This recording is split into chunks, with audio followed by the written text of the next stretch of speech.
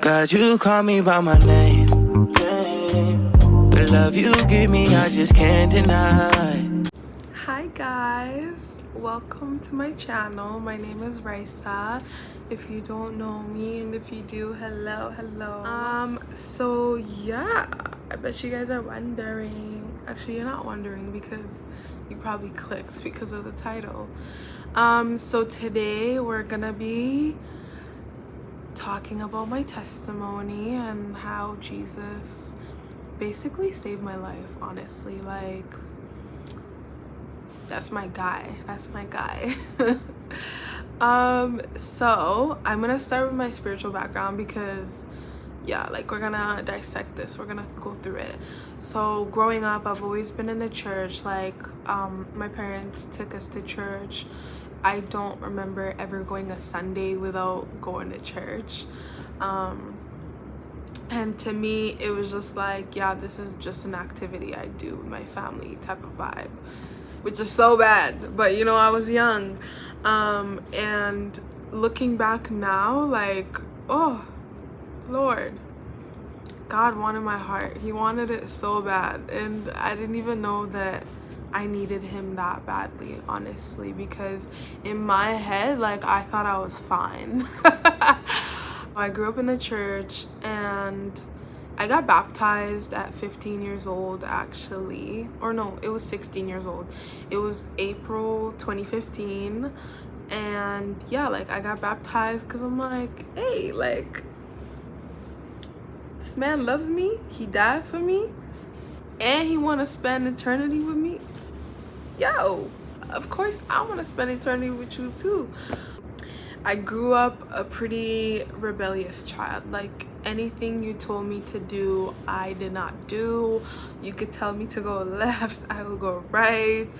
Like, I was just a mean, disrespectful child, which is so crazy because in my head I thought, oh, I'm such a sweet child, like, you know, because I honestly, like, when I wasn't blacked out, I actually was sweet if it was on my own terms, you know. Like, you want to chat with me, it has to be on my own terms.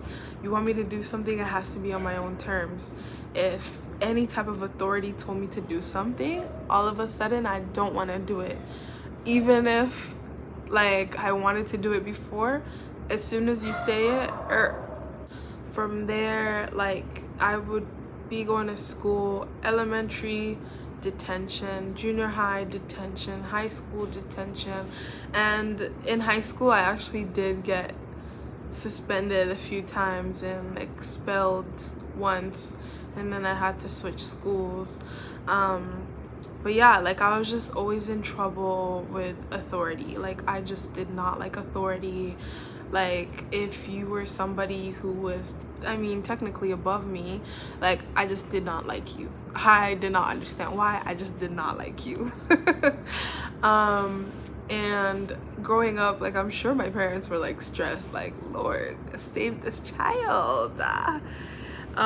Speaking of my parents, even my home life, like I did what I wanted. I beat to my own drum, whatever the saying is. Like, I would fight my siblings. I mean, that stuff is normal, but like, there was a point where I would honestly just work and save up and just fly out of the country. Like, what? Without telling anybody either. Like, I wouldn't tell anybody until I was where I wanted to go. And then I'd, like, I guess, text the family when they woke up and they're like, oh, like, where you at, Raisa? And I'm like, oh yeah, just in I'm just here. And they'd be like, what? And obviously, like, it's not like they could just, like, fly out and come get me. They had to wait until I came home. Like, it was giving the prodigal son for real. No, because it actually was, because every time I came home, my parents and my family always, like, received me with open, loving arms, and I was still always like, ugh, please, like, leave me alone. Nobody gets me.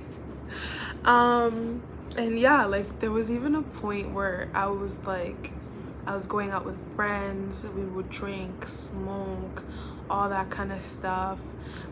There was even a time like where I called my dad at 4 a.m. to come pick me up because I was like, I was drunk.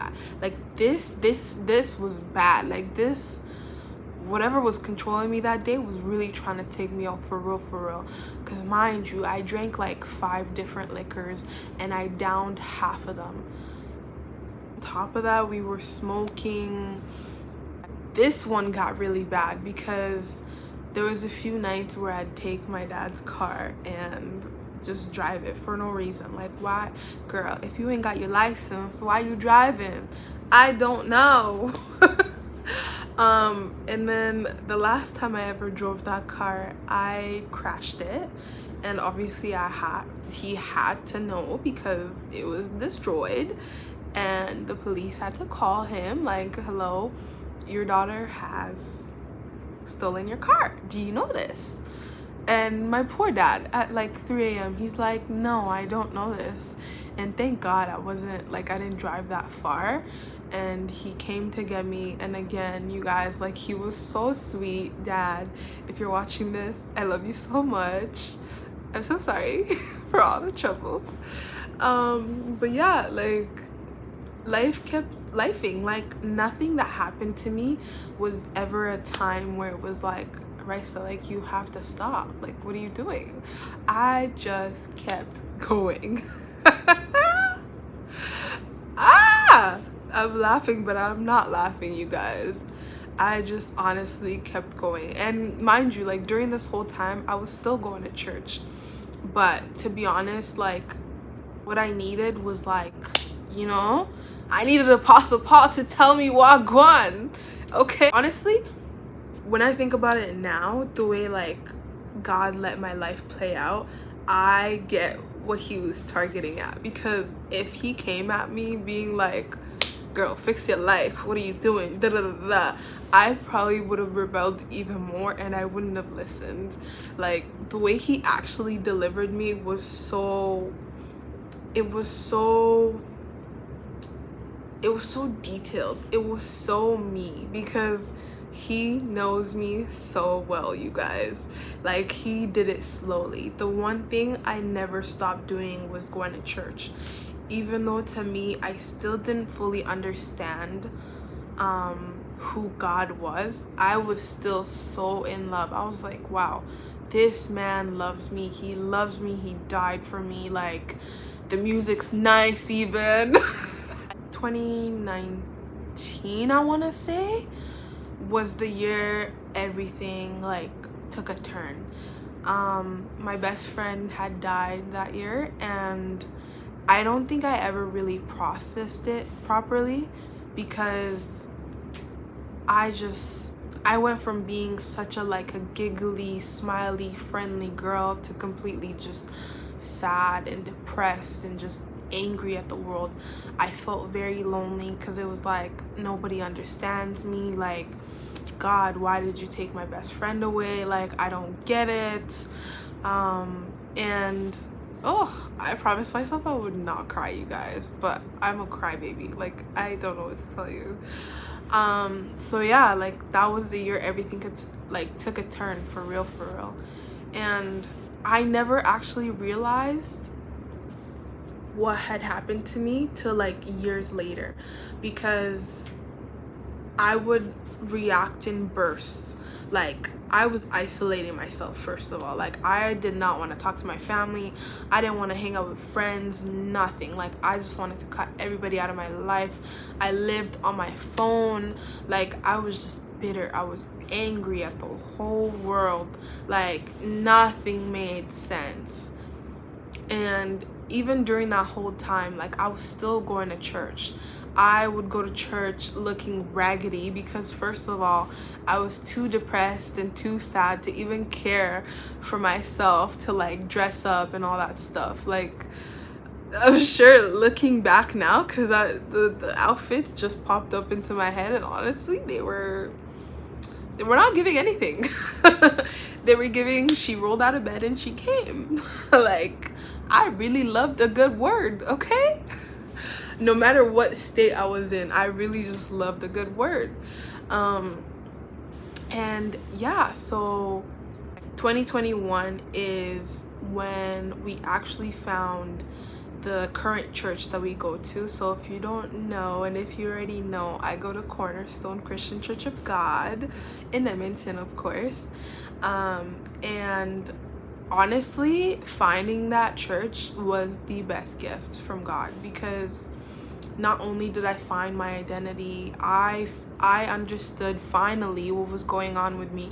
When we found that church, honestly, like, everything turned around for me. I wanted to go every day, you guys, because honestly, Apostle Emmanuel, I love you. Thank you for answering the call, because without you, I actually don't know where I would be spiritually, or even like just in general in life. Thank you, sir. I didn't realize that anything was really even changing until like maybe a year later, when the anger really like left me, you know, and I was a lot more friendly to people. And the thing that, like, my family was the first to notice, because they're like, wow, like, you're not angry anymore, you're spending time with us, like, you're actually like listening. Because usually, like, when people would talk to me, especially like authority figures, I did not want to hear it. You could talk and my ears would be blocked. You would talk, I would talk back. I just did not want to hear nothing. So yeah, like, they noticed a change in me. It finally dawned on me when all I wanted to do was just spend time with Jesus. Like, I love that man. I love him. I love him. I love him. Jesus honestly changed my life. Even though I could say I knew him for a very long time, I guess, I didn't really know him. Like, finding my identity in Christ really changed everything for me. Like, just everything. And yeah, like, slowly but surely, as I kept going to church, Jesus was healing my heart slowly. Like, he healed me from anger, bitterness, pride, like, just anything in the book that you can name. He healed me from being rebellious, because all these teachings, like, for me, I believe the way I get delivered is once I hear a word and I understand it and I come into agreement with it, that's when I get delivered.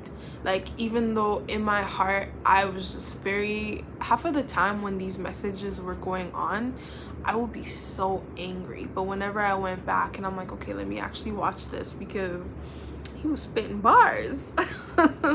I would get delivered. Like, in my deliverance, the way it took place was I would throw up. Like, you can get delivered in several different ways. Like, some people pass gas, some people throw up, some people you guys, every single night prayers I attended, I would go home and throw up. Like, I'd be like, yo, like, this is a little too much. But your girl came with a lot. I came with a lot, okay? Like, yeah, so yeah, that's my journey and where I'm at now. Right now, honestly, life is so good. Like, I love God. I continuously grow my relationship with him every day. Like, I'm honestly so grateful that Jesus left the 99 for the one, because I actually don't know where I would be without him. Like, my joy is back. I feel like my life is back, you know? I feel like the veil has gotten taken off my eyes. Like, I just, like, life is in color now, you know? Like, thank you so much for watching my video. I love you guys, and stay tuned. Yeah, there's gonna be a lot coming on this channel, and yeah, Don't forget to like, subscribe, and share with all your friends, honestly. You never know who this could bless. The Real, signing out.